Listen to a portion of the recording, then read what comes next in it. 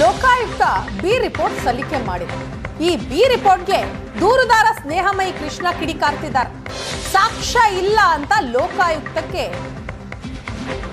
ತಿರುಗೇಟ್ ಕೊಡ್ತಾರೆ. ಸಾಕ್ಷ್ಯಾಧಾರಗಳ ಕೊರತೆಯಿಂದಾಗಿ ಈ ಮೂಡಾ ಕೇಸ್ನ A1 ನಿಂದ A4 ವರೆಗೂ ಕೂಡ ಯಾರು ಆರೋಪಿಗಳಲ್ಲ ಅನ್ನೋದನ್ನ ಬಿ ರಿಪೋರ್ಟ್ನಲ್ಲಿ ಲೋಕಾಯುಕ್ತ ಹೇಳಿದೆ. ಇದಕ್ಕೆ ದೂರುದಾರ ಸ್ನೇಹಮಯಿ ಕೃಷ್ಣ ಕಿಡಿಕಾರಿದ್ದಾರೆ ಟ್ವಿಟರ್ನಲ್ಲಿ. ಮೂಡಾ ಕೇಸ್ನಲ್ಲಿ ಸ್ಥಳಕ್ಕೆ ಭೇಟಿ ಕೊಡದೇನೆ ಭೂ ಪರಿವರ್ತನೆ ಆಗಿದೆ. DC ಸ್ಥಳಕ್ಕೆ ಭೇಟಿ ಕೊಟ್ಟಿಲ್ಲ, ಕೊಡದೇನೆ ಭೂ ಪರಿವರ್ತನೆ ಮಾಡಿದ್ದಾರೆ. ಅದು ಹೇಗೆ ಸಾಧ್ಯ? ಇದಕ್ಕಿಂತ ಸಾಕ್ಷ್ಯ ಮತ್ತೊಂದು ಬೇಕೆ ಅಂತ ಸ್ನೇಹಮಯಿ ಕೃಷ್ಣ ಪ್ರಶ್ನೆ ಮಾಡ್ತಾರೆ.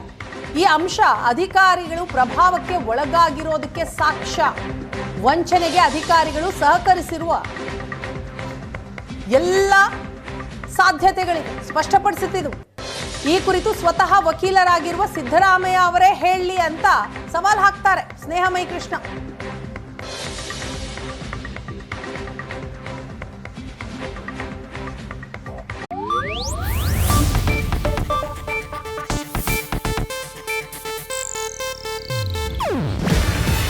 ಇದು ಏಷ್ಯಾನೆಟ್ ನ್ಯೂಸ್ ನೆಟ್ವರ್ಕ್ ಪ್ರಸ್ತುತಿ.